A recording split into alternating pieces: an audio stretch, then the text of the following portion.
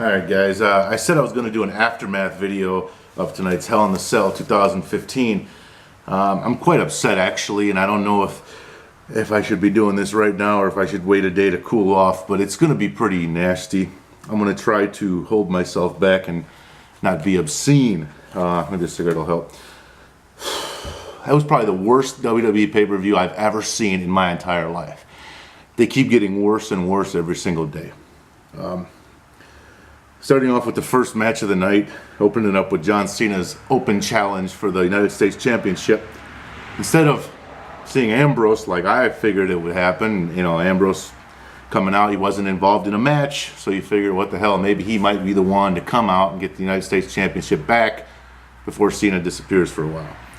That didn't happen, of course. It started off with Zeb Coulter coming out, and I thought right away it was Jack Swagger, of course, but it wasn't. It was Alberto Del Rio. I don't know whose bright idea it was to re-sign Alberto Del Rio. I didn't like him back then. I don't think many people did. I don't know what he's going to bring to the WWE now, because you know he can only play a heel. He sucks as a good guy, and the WWE is full of heels. There's really nothing left after, you know, Bryan got hurt. Can't come back. Cena's going to be gone for a while. And then you go ahead and bring in a heel like Del Rio. I don't know what they were thinking when they brought Del Rio back. But we'll see what happens, what they have up their sleeves. I thought that was the stupidest fucking thing they could have done. And that's what they did. And they brought Del Rio back. And not only did they bring him back, they gave him John Cena's United States Championship. I don't agree with it whatsoever. Out of 5 stars, I gave that match a 1 just because I have to give it something. I just can't give it nothing, so you automatically get a 1 star, and that's all you get because that match was garbage. Cena was punked out like a bitch. He didn't even remotely look like he was interested in the match whatsoever, and it was a horrible match for him to go out on. And I don't know if we'll ever even see him come back after that. Really, I don't think he was that fond of that move that WWE pulled. It just didn't feel right at all. It was a really bad way to start the night off tonight. I absolutely hated it. Probably the worst thing that happened tonight, in my opinion. Then we move on to our next match, the first of 2 Hell in a Cell matches with Reigns and Wyatt. And for the most part, it was a pretty good match. I enjoyed all the tables, the chairs, the kendo sticks, the cage smash, all the cool stuff that you would see in a Hell in a Cell match was there. These guys beat the hell out of each other. It was very entertaining. I gave that one 4 stars. Not one of the best Hell in a Cell matches I've ever seen, but definitely a good one. And they did fight for that 4 star, and they earned it. So I enjoyed that. I enjoyed the kendo sticks, how they set them up in the corner, and somebody was going to get propelled into them, maybe impaled. It ended up Bray Wyatt backfired on him, and he was the one that took it, and then Reigns just killed him after that, and he went with the victory. So I called that one. Reigns, I was right about that. I was right about Cena losing the title, but not to Del Rio. I mean, who would see that coming, you know? I mean, yeah, it was a shock, but not a good one, you know? Still can't get over that. And then the third match of the night, we had New Day versus the Dudleys. I thought for sure this was going to be the opportunity the Dudleys had to win it. And obviously the New Day did what they do best. They cheat, they lie, they steal, and they were able to hang on to the titles. I thought it was a horrible match, 2 stars, just because the Dudleys were in it. And I like to watch the Dudleys wrestle because they always put a good show on. But as far as the chemistry between those 2 teams, I still don't like it. And I think they should have won the titles finally. But you know what? That was a terrible match. I think the WWE is personally on a self-destruct mode with the way that they're doing things, because these 3 matches to start the night off, out of all 3 of them, only one was a crowd favorite, and the other 2 were things that you don't want to see. That's not a good way to start off a pay-per-view, in my opinion. So right there, I'm already feeling like crap. I don't like this night, how it's going, and that's where we're at. The next match was the Divas Championship, Nikki and Charlotte. It was cool. They wrestled outside the ring. They thrown each other into the barricades. It was a lot of fun. I mean, the Diva matches are always fun because there's a lot of heart in them. I think there's more heart in the Divas matches than there are in most of the male matches. That's just my opinion, but that's what I've been seeing. And I think NXT is still the better place to watch technical wrestling and to watch real, solid professional wrestling. And I think that's the brand that's going to take over. It probably already has. I mean, people are more into NXT, I think, than WWE right now because the storylines are garbage. I mean, this match here had to be done because of the rematch clause, and you knew for a fact that Charlotte was going to walk out with it. I didn't know exactly how, but she pinned her. Or no, I'm sorry, she didn't pin her. She made her submit with the the figure 8, which was cool because it was done from the side. We've never seen that variation of it before, and it was pretty cool to see. So I'm happy Charlotte won that one. And so far in the night, I'm 3 for 4. Besides the New Day Dudleys. So that could have went either way though. And then our next match we had was Rollins versus Kane. I thought this was going to be in a Hell in a Cell because it's a World Championship match. It's at the event Hell in the Cell. And why not? Why not put this in a cage or a cell? They didn't do it in a cell. I don't know why I was under the impression that it was going to be in a cell. But it turned out to be a really bad match. Really pointless from the get-go. Like I said earlier, I don't think there was a reason to have it. And I'm not really surprised at the outcome. Seth Rollins is the only one that could have won that match, and that's what happened, And Kane went down pretty soft, if you ask me. I didn't really see too much fight in him either. So now he's no longer the director of operations. Corporate Kane is gone. Seth Rollins has defeated Kane, so we can put that all behind us now and move forward and see where the storyline takes us. And I'm not really happy about where it's going, but whatever. I'm just in that mood, like, whatever. This night was bad. I mean, like, why the hell do they come up with this stuff? I mean, what happened to the WWE? I mean, is all your efforts going into NXT and you kind of just forgot about WWE and just put it on the side and just said, hey, let's focus on NXT and bring these young guys up, and you have nothing to bring them to. Like, if you were to ask Finn Balor to come to WWE right now, I don't see why he would, because NXT is so much more going for them than WWE does. So I don't understand why they have so much focus on NXT and not any focus on WWE. But that might not be the case. They might just be horrible writers, and they're just running it into the ground for whatever reason. I don't know. I'm very pissed off about it, though, and I don't like how they treated the WWE because the fans are what make it. And for all these years of me being a wrestling fan, I've never seen it this lousy. And it keeps getting worse every single day. It's a lack of invention. It's a lack of character and personality. It's a lack of care for the fans. Because, I mean, seeing Seth Rollins win that match, it had to happen, but why did we have to see that match to begin with? You could have put somebody better against them for a main event. And it wasn't even a main event. It was like there was 2 matches after that. So, I mean, it's for the title. It should be the last match on the card. Why was it, in the middle of the lineup? That should tell you right there it's a shitty match. And they let it go like that. So they don't care about what's going on. They care more about the commercials. Because there's so many commercials during Raw and SmackDown now. They have to put an extra hour of commercials to make it a 3-hour program on Monday night. I mean, that's absurd.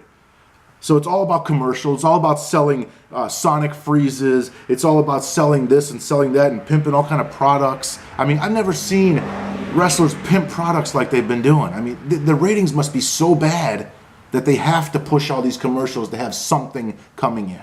And that's sad because the WWE has always been so important to the world. It gives so many hope to little kids and other people that, in the war, they want to watch wrestling. Everybody loves it, And now it's just kind of on self-destruct mode. And I'm not happy about it at all. I'm not. If I would have paid $59.95 to watch this tonight, I'd be throwing my TV through the window because it wasn't worth $5. It was the worst fucking pay-per-view I've ever seen in my life. Garbage. Fucking garbage. Anyway, let's go back to the night. Kevin Owens and Ryback. I just didn't even watch this whole match because I wasn't really interested in it. I'll be honest with you. I seen it not even, a month ago? And I didn't like how it turned out then, and I didn't think it was going to be any different this time. And I was right. Kevin Owens wins, like I said earlier, and it was the same damn thing. 1 star on that match. I gave 2 stars to the Rollins-Kane match. I didn't tell you that, but just because Kane, was in a match at this age, I think that was cool. But it was a stupid idea, stupid match, not anything worth watching again. Kevin Owens, Ryback, not much to talk about. It was quick. Kevin Owens wins, done deal, 1 star. And the final main event of the night. This part here, let me light the cigarette up for this one because this is really pissing me off. Okay. All right, this fucking match was pushed for 4 weeks straight with promotion and everything else in the world saying it was going to be the best match ever and this and that. The match itself wasn't entirely horrible. It was conducted well, but the way it ended, it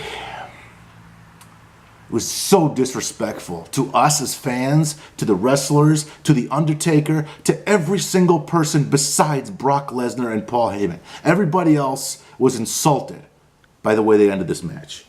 I mean, Lesnar hit 3 suplexes, 2 F5s, simultaneously, excuse me, continuously in a row on The Undertaker. He still came back. That's cool, okay? There was blood in this match. Both guys were busted open. And then Brock Lesnar out of nowhere tears the ring apart. That's in vain. I like it, you know, because it's different. We never saw what the ring looks like underneath. So that was probably the coolest thing of the night, if you ask me. He rips the ring apart, exposes the wood underneath, and tries to, you know, F5 the Undertaker on the boards. The Undertaker decides to do a tombstone on him instead, and he didn't hit the wood. It looked like it, but he didn't. Supposedly he hit it. And it was cool. That part was cool. But I knew from the get-go they weren't going to give Undertaker this match because, like I said earlier, Undertaker's done. And they used his name to sell this pay-per-view. Because without it, I'm telling you right now, without this match, that pay-per-view was worse than any Raw that I've seen in the last 2 months. And that's how bad pay-per-view has become. And that's why I believe $9.99 is actually paying too much for it, because that wasn't worth $9.99. That was worth nothing. Raws are better than what I saw tonight, and that's free. It's just my opinion. And I gave this the best match of the night because of the length, just because of the blood factor. You were hoping to see blood, you did. The suplexes, the F5s, the tombstones, the Hell's Gate, the ring being ripped apart using of steps, choke slam. I mean, it was pretty cool. I'm sorry, I said earlier he tombstoned him. He also choke slammed him as well. So I mean, it was cool. The Undertaker did his thing, but this is the part that really pissed me off. Okay, Lesnar pins the Undertaker and wins the match. That was expected. Fine. Undertaker laying in the middle of the ring, pretending not to get up for like 20 minutes, it seemed like. This is a guy that used to sit right up after anything that happened to him.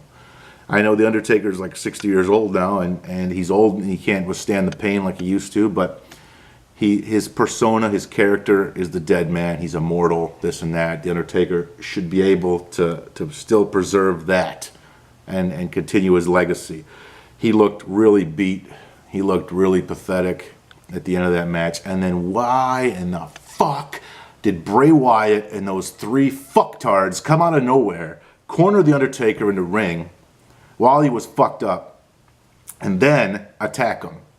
And as they beat the shit out of him, they carried him like Jesus up the ramp, and then it went black. Now, if I remember correctly, Undertaker beat Bray Wyatt at WrestleMania. That was stupid to begin with, stupid when it was over, and probably should have never been revisited again. And when they were in the ring kicking the shit out of the Undertaker tonight, where was Kane? That would have been a perfect opportunity for Kane to get in the ring, to join Undertaker as the Brothers of Destruction one last time, clear the ring of the Wyatts, put them down, and the end credits roll with the Undertaker and Kane in the ring together. That would have been a great way to end the match. Okay, and the way they ended this event was just as bad as the event itself. It was poorly thought out, poorly executed, and just a piece of shit. Okay, that's the bottom line. It was a piece of fucking shit.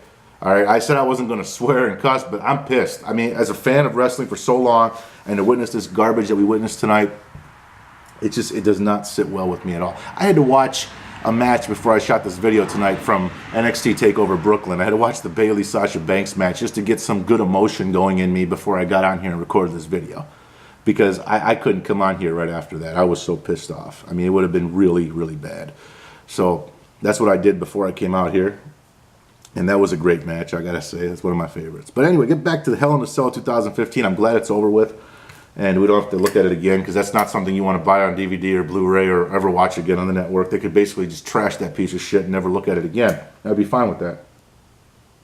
But I'm really pissed at the WWE.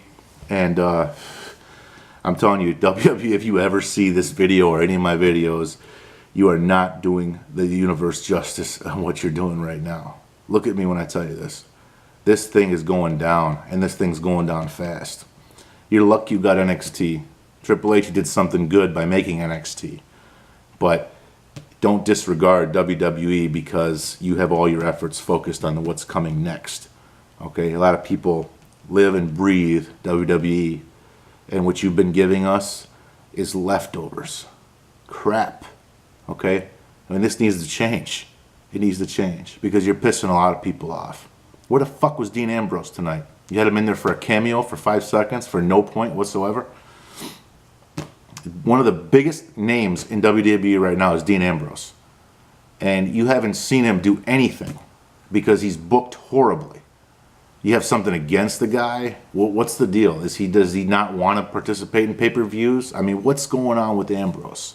We need answers.